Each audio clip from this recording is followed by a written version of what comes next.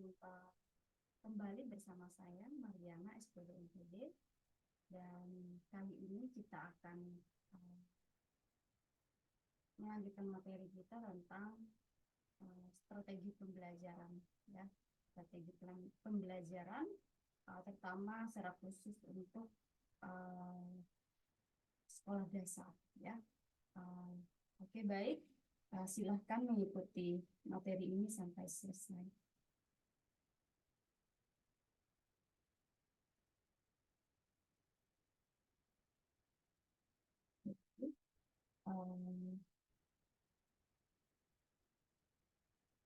Kita tentang strategi pembelajaran, dan halaman selanjutnya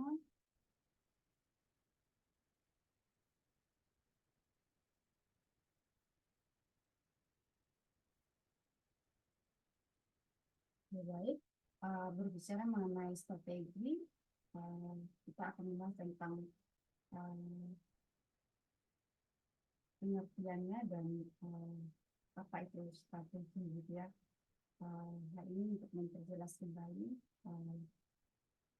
sebelumnya sudah saya jelas secara detail, begitu ya, dan sekarang mengulas kembali, begitu ya. Strategi pembelajaran adalah metode yang digunakan, ya, untuk meningkatkan pemahaman dan hasil belajar siswa, gitu ya. Dalam hal ini tidak semua orang dapat belajar dengan mudah dan cepat, ya. Jadi setiap anak itu tentu akan berbeda-beda, begitu ya. Ada yang cepat dan ada juga yang lambat, begitu ya. Oleh karena itu penting untuk mengetahui strategi, ya, strategi pembelajaran yang efektif untuk meningkatkan efisiensi dalam belajar, ya. Jadi sebagai seorang guru itu sangat penting, ya, mengetahui strategi apa aja yang tepat, gitu ya, untuk anak didiknya sesuai dengan pokok bahasanya, sesuai dengan perkembangan anak didik, ya.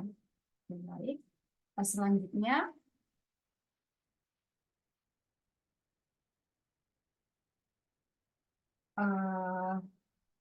kita akan melihat kembali strategi pembelajaran itu adalah suatu kegiatan, ya, pembelajaran yang harus dikerjakan guru, ya, dan peserta didik agar tujuan pembelajaran itu dapat tercapai secara efektif dan efisien, ya. Dan kita akan membahas tentang strategi pembelajaran secara khusus di sekolah dasar, ya. Jadi,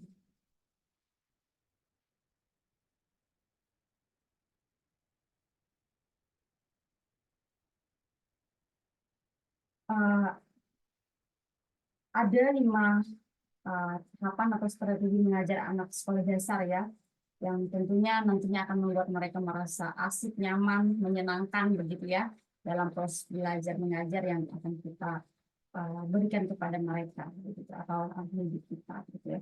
Yang pertama, tunjukkan antusias dan semangat yang tinggi, begitu ya. Jadi kalau seorang guru sudah menunjukkan antusias dan semangat yang tinggi, tentu anak-anak nantinya akan merasakan juga energi dari seorang guru tersebut, dan mereka juga akan nantinya bisa bersemangat, begitu ya. Nah, mengajar anak SD itu tentu akan berbeda dengan mengajar anak SMP atau SMA, ya, karena anak SD ini peralihan dari TK, begitu ya, atau yang bermain atau TK, gitu ya. Jadi di mana di usia-usia yang usia kelas rendah, kelas 1, 2, 3 itu masih sikap dan perilaku mereka masih bermain, begitu ya. Jadi makanya dia mengajar kita juga harus menyesuaikan dengan pertumbuhan mereka atau kondisi mereka sebagai anak-anak yang masih mau belajar sambil bermain, gitu ya. Lalu mengajak anak berkomunikasi dan menyuarakan pendapat mereka. Jadi penting bagi kita sebagai seorang guru mengajak anak-anak itu berkomunikasi, gitu. Menanyakan pendapat mereka, menanyakan kondisi mereka, begitu ya, apakah sehat atau dalam keadaan sakit, atau apa yang menjadi kendala dan masalah mereka. Mungkin bagi seorang guru memahami muridnya, begitu ya. Lalu kita juga bisa menanyakan pendapat mereka, ya. Jadi karena seorang anak itu akan merasa nyaman, akan merasa dihargai ketika kita memberikan kesempatan-kesempatan kepada mereka untuk menyuarakan apa yang ingin mereka bicarakan atau utarakan, begitu ya. Lalu selanjutnya memberikan ice breaking kepada peserta didik.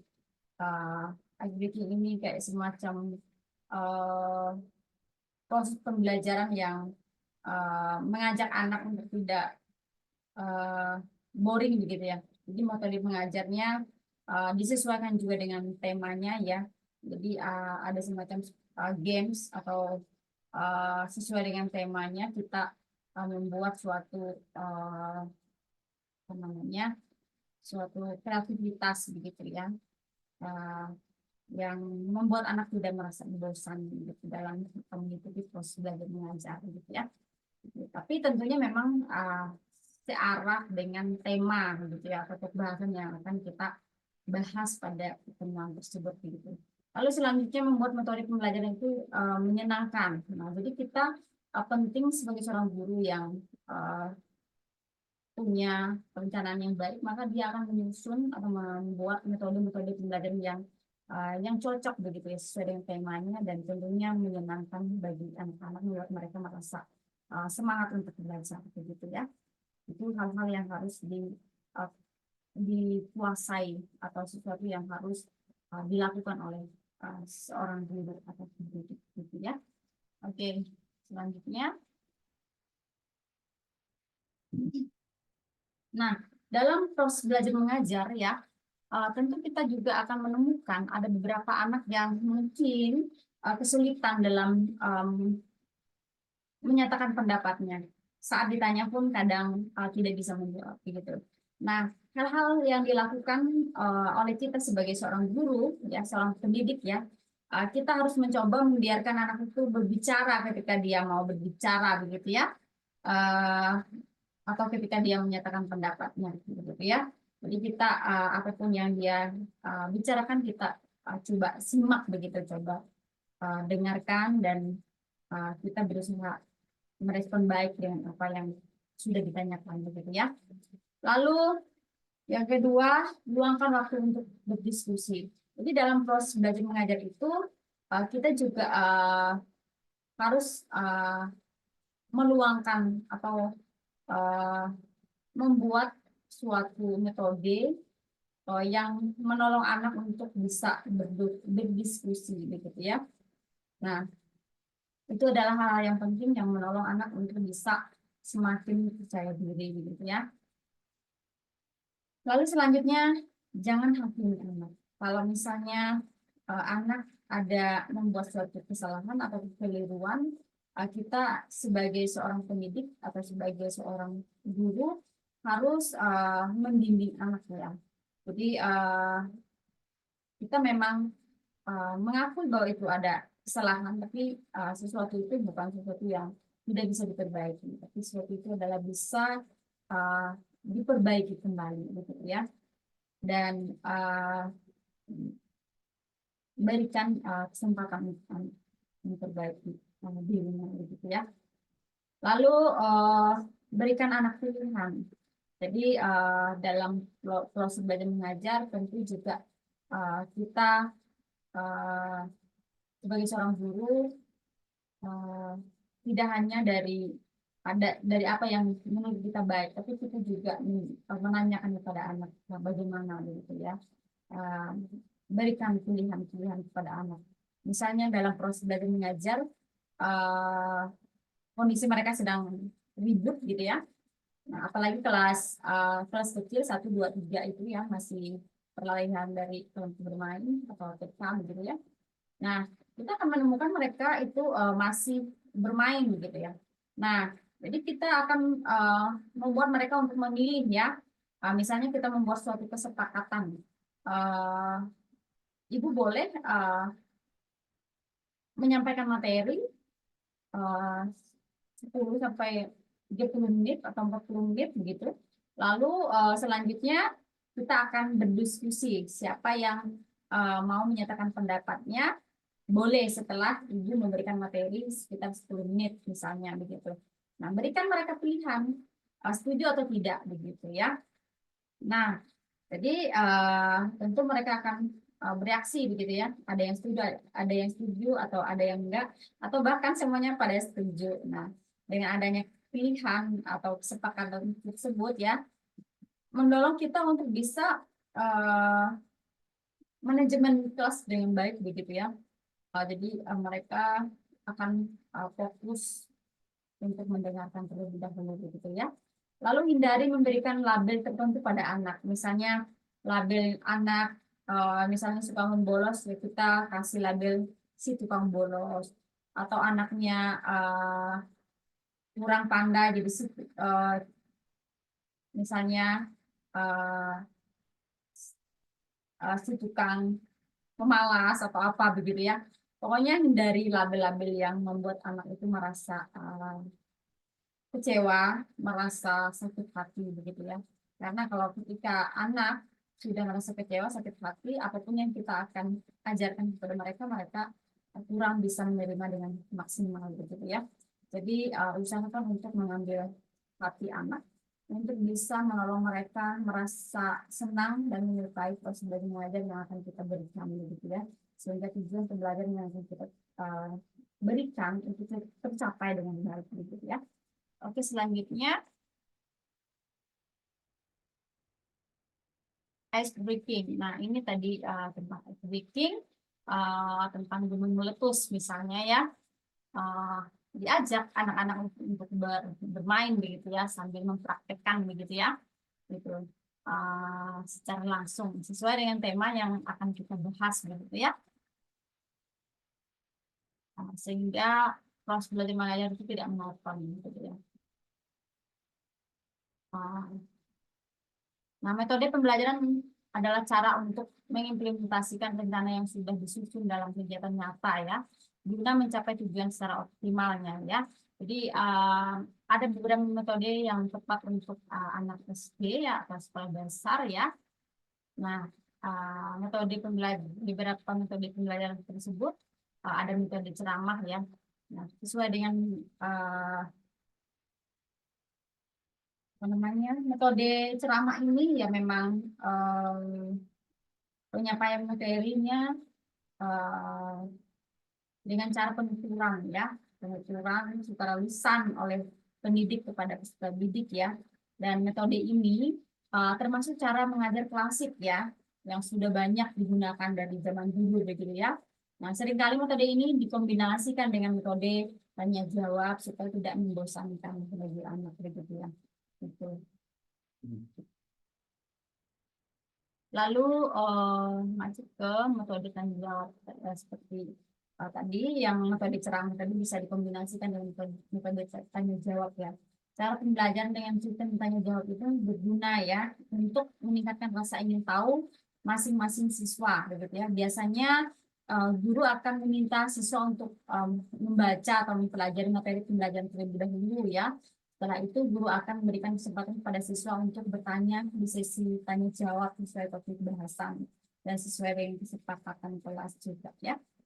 Oke, selanjutnya metode contextual teaching learning atau CTL ya. CTL ini jenis materi pembelajaran untuk anak sekolah dasar yang terdiri dari kegiatan seperti konstruk quizme ya, bertanya, lalu inquiry ya, lalu refleksi serta penilaian begitu ya. Nah, dengan metode CTL ini menuntut siswa itu untuk berpikir kreatif ya, berpikir kreatif dengan membangun sendiri materi yang akan mereka dapatkan begitu. Lalu selanjutnya collaborative learning ya, collaborative learning.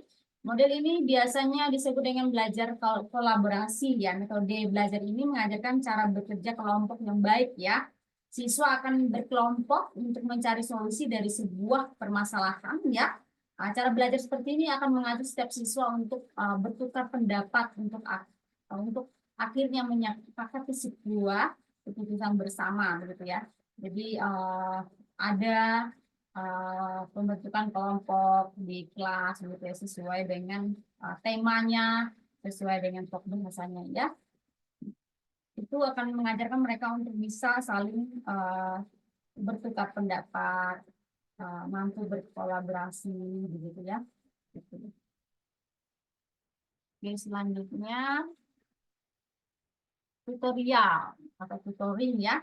Nah, jenis metode pelajaran untuk anak SD berikut yaitu tutorial ya. Metode ini memberikan pelajaran kepada siswa secara individual dalam bentuk bantuan belajar atau tutor begitu ya. Sebagai contohnya misalnya siswa belajar menghafal kosakata bahasa Inggris, guru memberikan beberapa contoh cara menghafalnya begitu ya. Itu salah satu metode pembelajaran ya dengan metode tutorial ya. Jadi apa namanya, kita yang juga akan memberikan contoh nyata atau real kepada siswa sehingga mereka siswa itu bisa menirunya begitu ya, atau melakukan kembali seperti yang kita sudah ajarkan begitu ya. Oke, selanjutnya quantum learning ya. Nah, model pembelajaran ini merupakan strategi usaha dan petunjuk seluruh proses belajar mengajar yang dapat mempertajam daya ingat ya siswa dengan membuat proses belajar mengajar menjadi hal yang menyenangkan. Model quantum learning ini dapat menanggulangi masalah yang paling sulit yaitu kebosanan siswa dalam belajar. Nah, itu perlu juga dipraktikkan oleh seorang guru ya pada siswa supaya proses belajar mengajar itu menjadi proses belajar mengajar yang tidak membosankan begitu ya. Oke, selanjutnya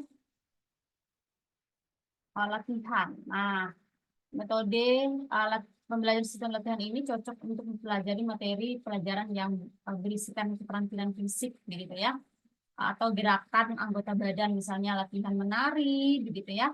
Pada mata pelajaran seni budaya misalnya berbaris-berbaris, menyanyikan lagu nasional, dan lain-lain ya.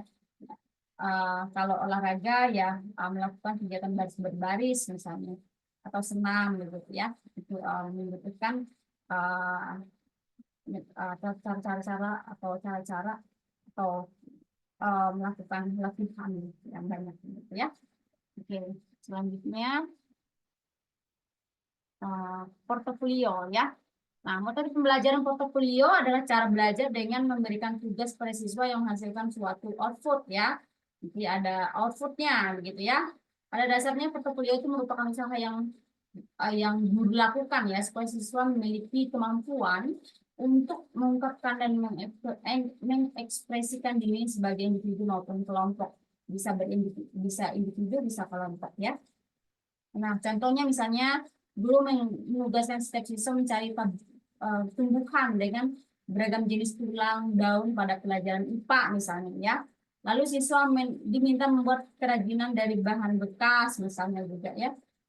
Lalu tugas membuat karya tulis study diktur misalnya ya, di bahasa Indonesia biasanya ya. Buat cerita misalnya dan sebagainya gitu ya. Itu portfolio ya. Oke. Terima kasih.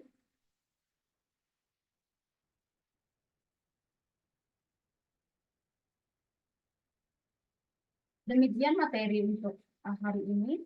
Uh, Sampai berjumpa di pembelajaran selanjutnya.